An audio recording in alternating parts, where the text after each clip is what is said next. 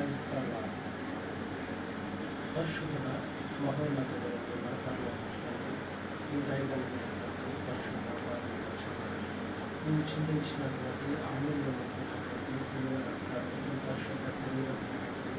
మీ సన్నిధిలో ప్రతిష్ఠిస్తూ ఉండగా ఈ పవిత్రమైనటువంటి రక్త మాంసంలో నిలిచి మీతో నడుచుకుంటూ పరిశుద్ధంగా పవిత్రంగా